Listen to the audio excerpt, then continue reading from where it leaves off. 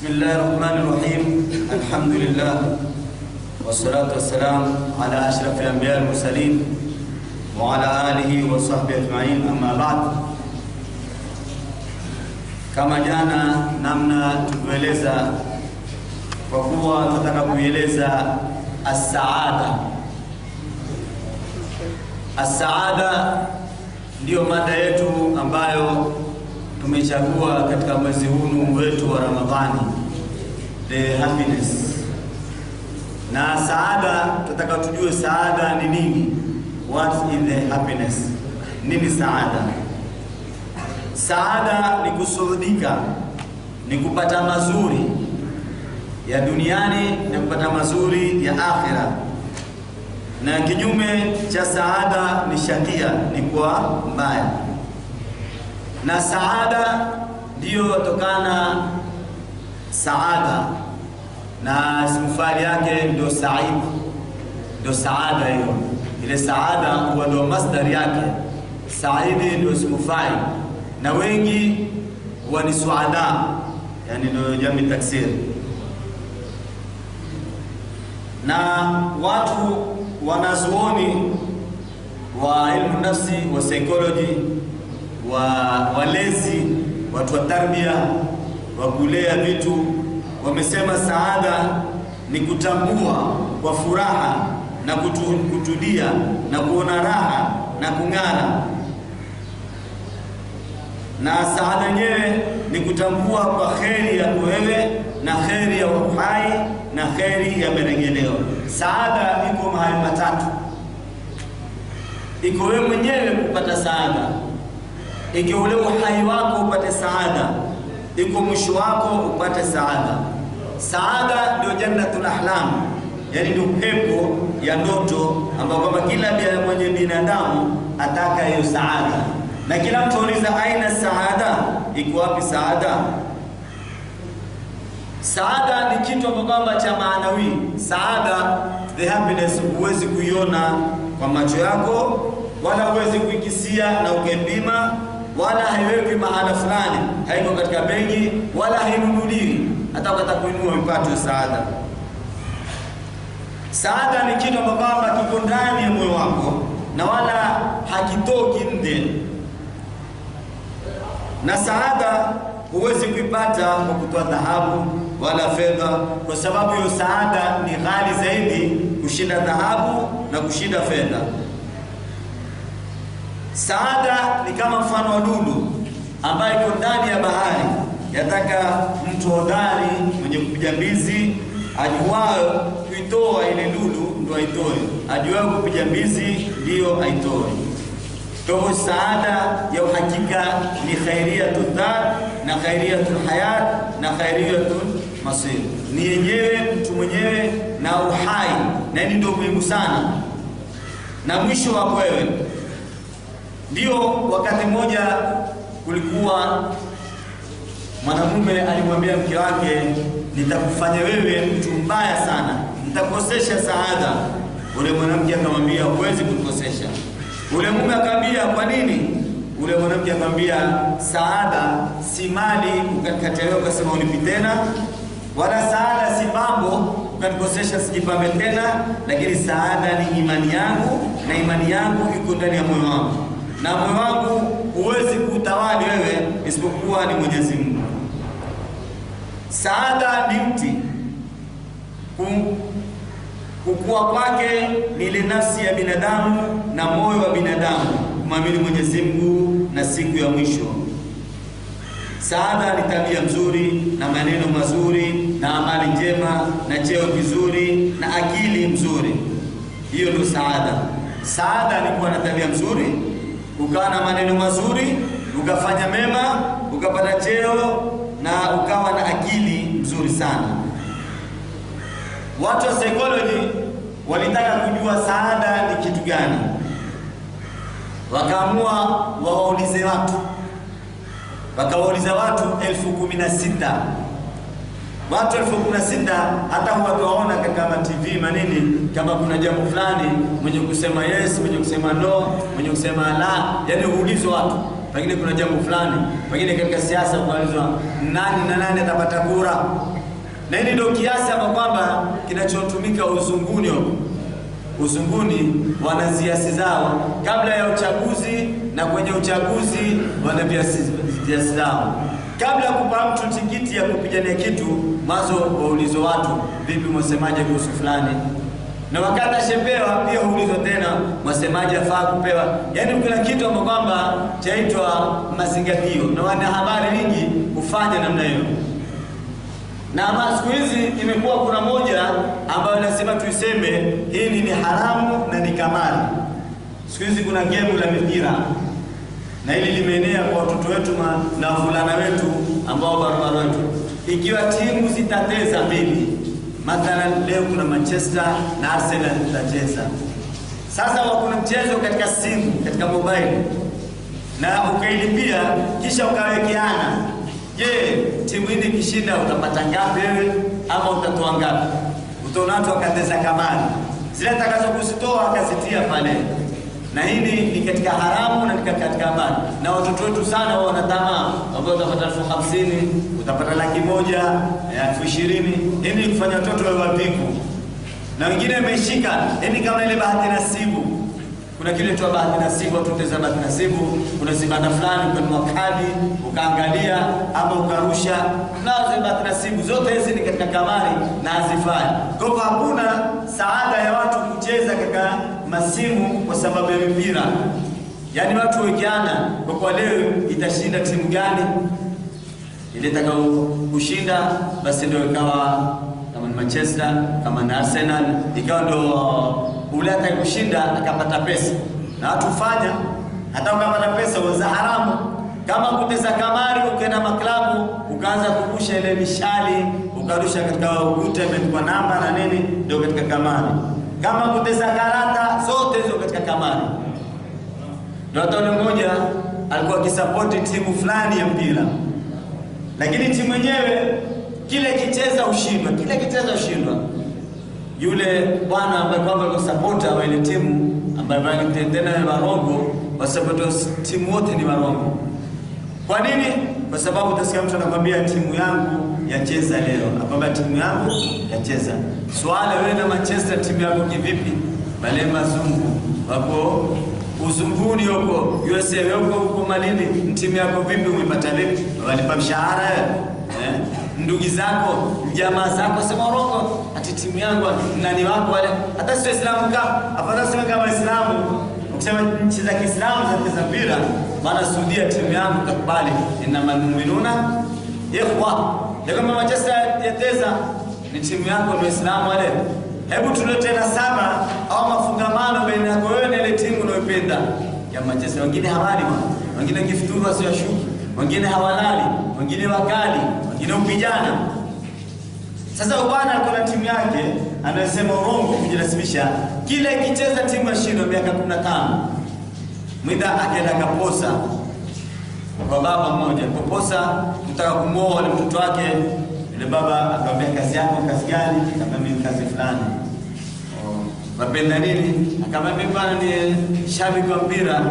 Timu gani? Timu fulani. Timu yako ni kuanzia lini? Akamwambia sasa miaka 15 timu hiyo. Timu yako hiyo timu na usema urongo ni yako wala si yako? Ishawahi kushinda? Akamwambia miaka 15 haijapata kombe kabisa. Miaka 15 hiyo. Ule baba akamwambia basi wewe ndio utamfahamu mwanangu. Kwa sababu una subira sana, miaka 15 timu yako haishindi, leo bado ipenda tu hiyo. Hata kubadilishi. Wewe utafahamu kwa nyumbani kwangu. Onesha una subira sana. Mpenda kitu miaka 15 hakishindi. Sasa tuko katika the happiness. Where is the happiness? Or what is the happiness? Saada nini? Kuliulizwa watu 16,000. Hata wewe ukiangalia katika TV, leo angalia katika habari unasikia kuna topic fulani itaulizwa swala. Haya bwana, kama juzi ilikuwa kuna topic moja iliulizwa, wanawake na wanaume warongo zaidi nani? Toka topic juzi. Wanawake na wanaume warongo zaidi nani? Kafanya mjadala haswa. Ndio tukuuliza warongo zaidi nani? Uliza wewe.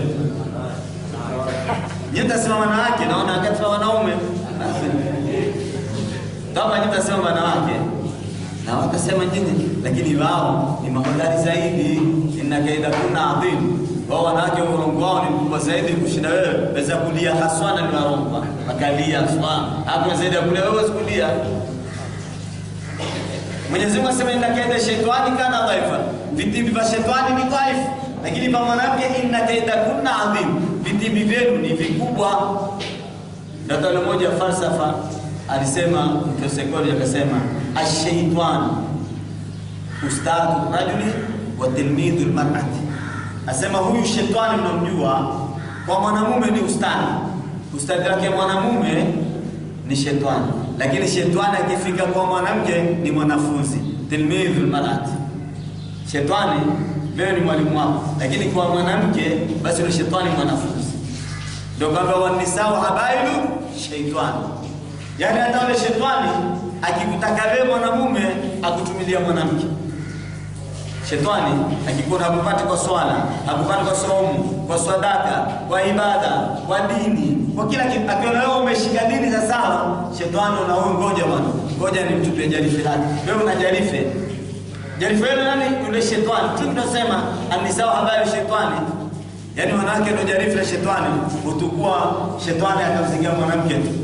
Mwanamke atakupenda, mwanamke atakutongoza, mwanamke atakutaka, mwanamke atakuletea message, mwanamke atakuflashia, mwanamke ukitamaka ushaingia kwenye jarife. Umetoka huku umeingia huku. Hao ndio wanawake. Lakini jarife kubwa la ndio tunasema taraktu bali fitna tanafara la rijali, siku hata fitna mbaya ni kwa dhuru wanaume kama wanawake. Na ukisoma historia ya nyuma utaona wingi wamehudhuriwa na wamehudhurika na wanawake. Mwangalie Nabii Adam sababu ya kula mti ni mwanamke. Nabii Yusuf mtihani wote ulipata kwa sababu nani? Mwanamke. Nabii Daudi mtihani ulipata sababu mwanamke. Na ndio kwa tatizo wale wizi, wale wengineo, wanaoteta watu wote kwa sababu mwanamke. Sasa swala kwamba likaulizwa hilo juzi kwa wanawake na wanaume wanaodanganya nani, lakini jawabu likapata sapota kubwa kwa wanawake ndio wanadanganya usaidi. Maana wewe urongo wako ni fupi tu na mara moja utashikwa. Nakwambia mgamo nimeuoa kumbe umeoa utoboe miaka mbili utashikwa tu. Jaribu wewe, fanya siri kweli. Fanya siri. Kama yule mmoja juzi alikuwa atakuoa kwa siri. Yeye ana mke. Na ni mji mwingine. Akasema mimi nataka kuoa mji mwingine ili huyu mke wangu huko asijue. Akafunga safari. Sasa kwa kutaka kuoa ule mji mwingine, ule mwanamke ambaye kama atakuolewa mji mwingine, kuna jamaa zake kwa kwamba mji hunu akalikuwa harusi kule mji mwingine. Akifika kule wakamwona kumbe mtu wa mahali fulani na mke wake kwa fulani wakahudhuria harusi. Basi yule bwana harusi hata hajarudi kabla hajafika kwa mke wake huko. Akirudi imekuwa zita sasa. Umekwenda kufanya nini hapo? Hapo na kazi tu za ofisi. Kama kuna kazi za ofisi, sema ulikuwa unafanya. Kumbe umekwenda kuoa kule. Ikawa zita, ikabidi afanye nini? Mwate. Mke wake kwa zita. Kwa nini kuoa mke wa pili na mke yule? Kuna wengine wanataka michezo sawa. Wako tayari lolote. Kiangalia mezana na yeye na akamwacha yule mke. Kwa sababu ya nini? Kwa sababu ule mke wake wa kwanza alipata habari kwa kuwa yeye atakuoa mke wa pili, ikawa sasa ni balaa. Na ndio utamdanganya kisha utashindwa.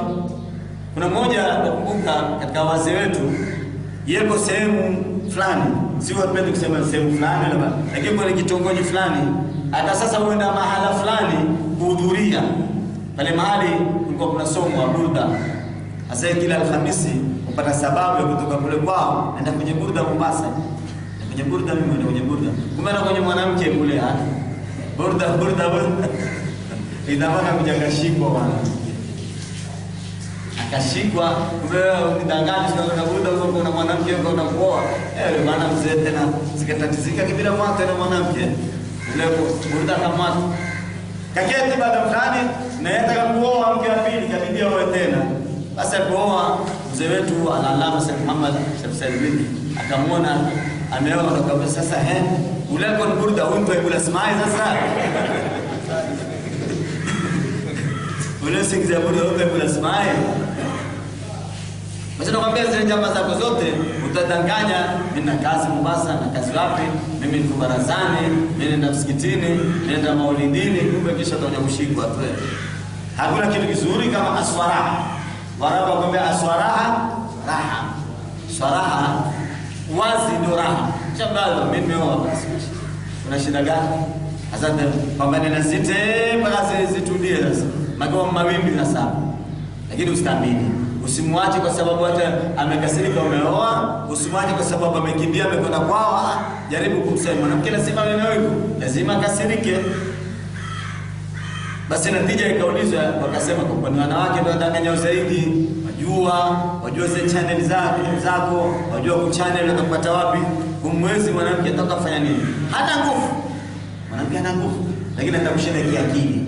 Ndio Mtume asema mara aitu aghlama lidilubbi min kunna. Mtume mwenyewe alihamasisha. Mtume kwa neno psychology asema sijaona wanaoshinda wenye akili kushinda nyinyi wanawake. Asema Mtume asema wanawake wamshinda mwanamume mwenye akili. Je, mwanamume sio na akili?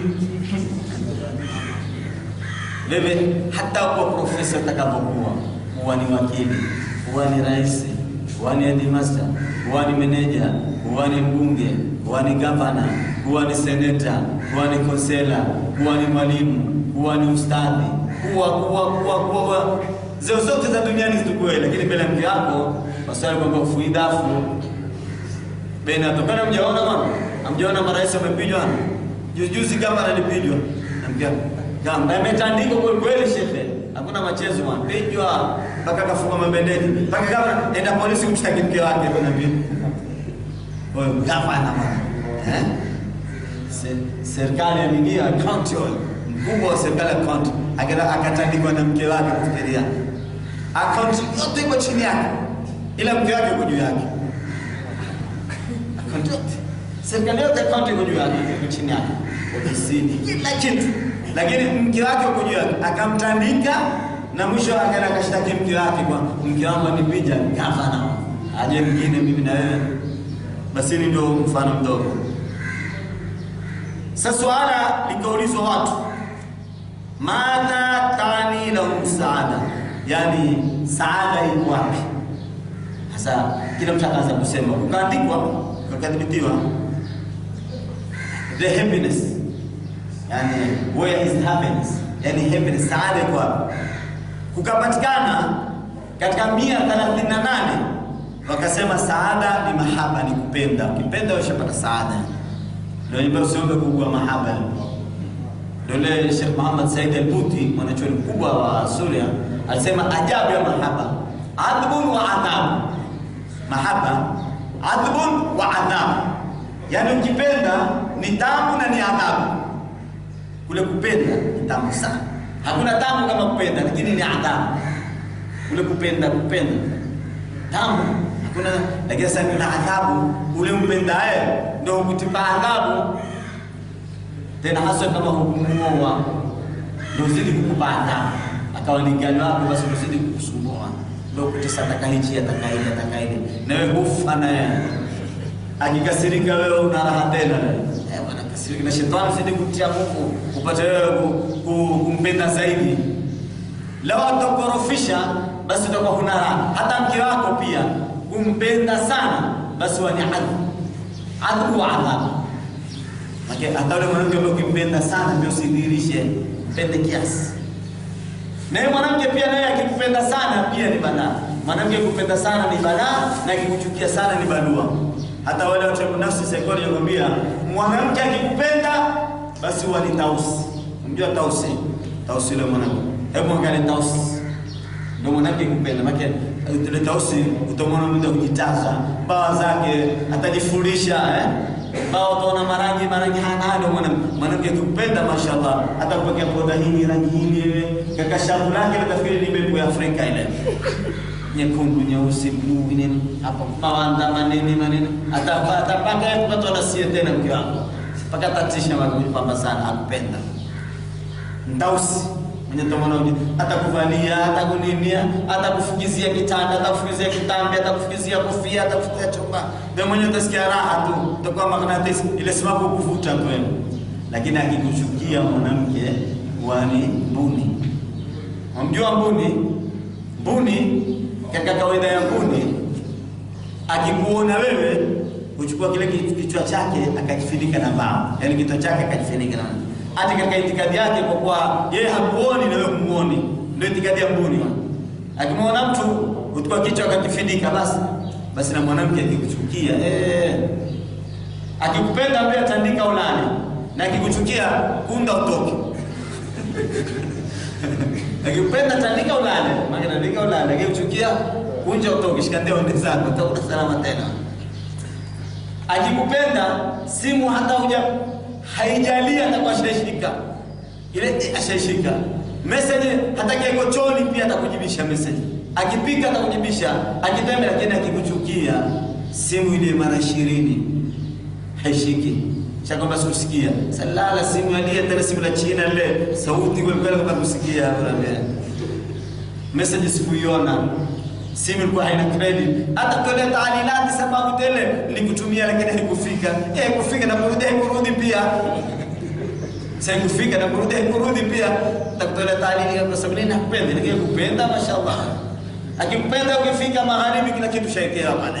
Vitu zimewekewa, kila kitu kufurahisha. Lakini uchukia ukifika wewe mwanamume ungejikota sasa utukue uji uko wapi, kikombe kiko wapi, kisahani kiko wapi, ndio kawaida mwanamke. Ndio wakati moja Juha alikuwa na mke wake. Sasa mwanamke akampendi sana unajua. Wakati kufuturu ika sasa bado vitu vimewekwa pale, sasa bado kufunga mlango. Katika kufunga mlango Jua kwamba mke wake afunga mlango leo. Mke akamwambia Jua funga wewe mlango. Mke funga, Jua funga wewe. Sasa sita kufunga mlango tu jamaa. Magampenda sasa. Nikimwambia kupenda basi mwanamke kama sala Jua umezidi kwa usiku. Mmekupikia, mmekuwekea, pia mlango funge mimi. Jua kama sala na mimi nimekwenda mbio, nimetoka na majasho nimekusanya, nimekuletea futari zote, nimekuletea samaki, nyama, kisha na mlango pia funge mimi. Siwezi bwana. Basi funga. Akashindana. Ikawa hakufuturi kwa shindana mlango atafunga nani? Mwisho akasema atakayezungumza ndo atafunga mlango. Atakayezungumza katika sisi. Atakayezungumza atafunga mlango. Hiyo ndo karari, ndo hukumu hiyo wanatolea. Mke akamwambia vizuri. Basi ukanyamaziwa kima hakuliwi hataki kuzungumza.